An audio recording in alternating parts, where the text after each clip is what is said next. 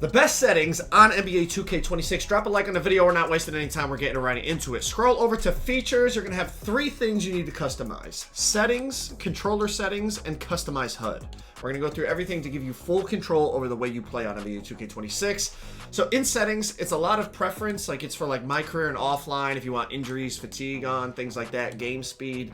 But in terms of online gameplay, the only thing you're really going to want to touch here is motion blur. I would turn this down to 0.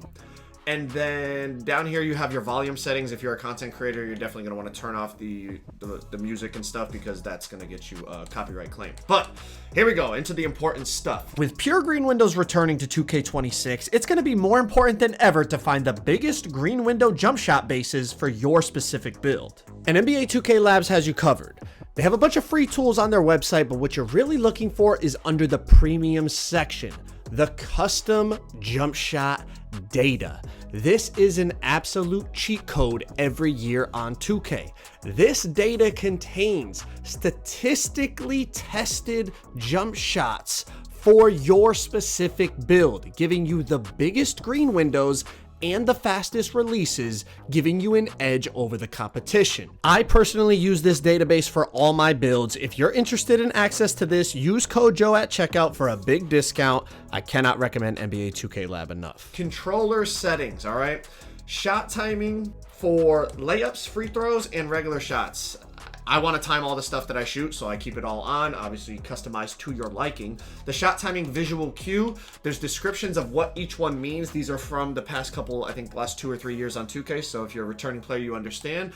If not, read the descriptions in the top right and pick the one that you think is most comfortable for the way that you want to release your jump shot. Shot meter input type, whether you want the shot meter pop up on Pro Stick or shot button only or on all. I keep it on all, but I'm going to end up turning off my shot meter later on in the customized HUD. So, you know, that's another preference thing. There's no like best setting there. I would recommend turning off your jump shot, but that's going to be in the customized HUD in a second. Pro stick function, I keep it on default. I know some people like to go to dribble moves only, but I think default is the best way so that you have control over the way that you not only dribble, but also if you want to do scoops or floaters and things like that when you go up with layups, you're going to want to keep that on default. Pro stick orientation, definitely have on absolute. This is going to help you no matter what part of the court you're on. It's going to keep your controls for dribbling the same direction instead of having to change the controls on your controller based on where you're standing on the court. That would be the camera relative setting, so definitely recommend keeping it on absolute.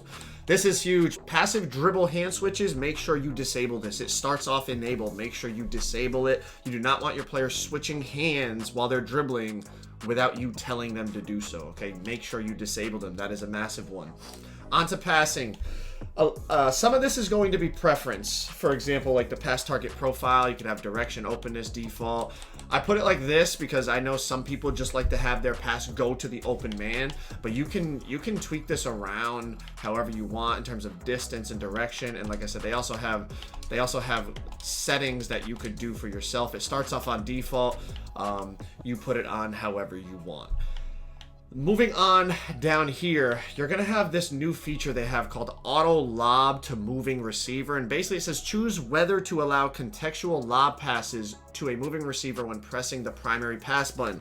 Disable this in my opinion. This is going to be like if you icon pass to somebody, the game is going to determine if the pass should be a bullet pass or if the pass is going to be a lob pass. I do not want the game determining when the pass should be a lob pass because I just feel like it's going to lob it in situations where I'm trying to zip it into somebody for a shot and it's going to potentially get stolen, or that person's shot they're not going to be able to shoot it because the pass is going to take too long to get there. I would disable that.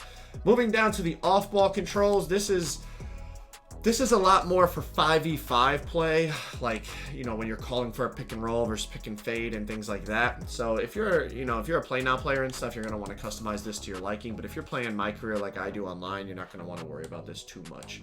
All right, on to the defense. Things that I change. I change who to guard and I put it off. I understand putting it on if you're playing with like random rec and you want to know who you're guarding and stuff. But I also feel like when you have who to guard on, it drags you kind of towards the arrow. When you turn this off, it gives you a bit more freedom on defense to be able to move freely and roam without kind of having that gravitational pull pulling you back to where your arrow's trying to tell you to guard. So I turn it off, but if you are playing with randoms and you don't know who's guarding who, you might want to keep this on.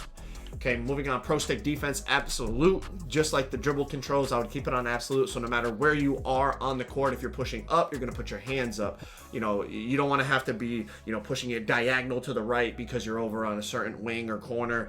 Just keep it on absolute. Keeps it simple for what direction you need to push on that right stick when playing defense. Controller functions, the last thing you could do is vibration. Turn it off. I know some people are like super against the vibration when they play 2K. I don't mind it, so I keep it on. And then you have player icons. If you want player icons to pop up on the screen, you keep it on. If you don't, like when you're trying to icon pass, if you want it off, I would keep it on just so it's easier to determine who is who when you're icon passing. And the last thing is box out assist strength. This is really going to depend on what position you're playing. Like if you're playing big, I would turn it down a little bit. And I know that kind of sounds counterintuitive, but the reason I say that is because you don't want to just tap the left trigger and automatically attach to the nearest person when you're the big man. Most of the time, you want to box out the other team's center. So you want to have a little bit more control about who you're boxing out, as opposed to, let's say you're a smaller player, maybe you want to put this a little bit higher because you're just trying to help put a body on somebody and you just want to be able to latch onto the nearest person.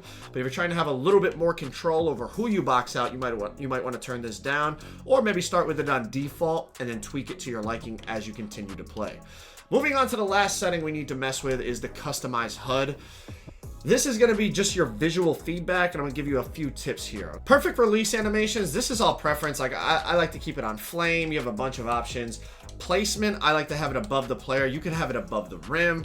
Right side, left side, I like to just have it above my player's head. You can put a sound effect if you want. Moving on. Player indicator, this is just the graphic below your player. I just have a red circle. Some people like to have funky designs and stuff like that. It's all preference. Shot meter. Visibility for shots. I would turn this off. I know some of you guys like the meter, but I think the boost you receive from having the meter off and just being able to lock in on your actual shot instead of watching a meter, I think is more optimized. All like top level players play without the meter, if I'm being honest, so I would definitely get used to it. Visibility for layups, I don't mind keeping it on for the layups. Visibility for free throws, I would turn it off and just get used to timing your jump shot, timing your free throws. The layups, because you can get different layup animations and things like that, I don't mind keeping it on. I think there's actually benefit to keeping it on for slashing, like layups, dunks, things like that. The graphic, I like comment. I would recommend just using one that you can clearly see the green window. Let me turn this back on because in here you can't see it unless you have it on. See, some of them you can see the green window more than others, like the old ones from last year, like Dial and Ring and Arrow. I would not recommend those. Using ones that you can see the green window so that you know if you're going up with a good or bad take, I would definitely recommend that. And then I like to have it on large so it's even easier to see the green window. And then the placement, I keep it to the side, but you know, this is all preference depending on where you want it to be. But let's go back and turn that off, and then let's keep going. Turbo and fatigue, this is just where you want it placed. You can have it on the floor, above the head. I like it on the floor, and I keep it medium size. I don't want it like super huge. Pause, y'all. Let's keep it going, bro. Relax. All right, injury and fatigue icon. This is just if you want the Gatorade thing to pop up when you're tired and where you want it to be.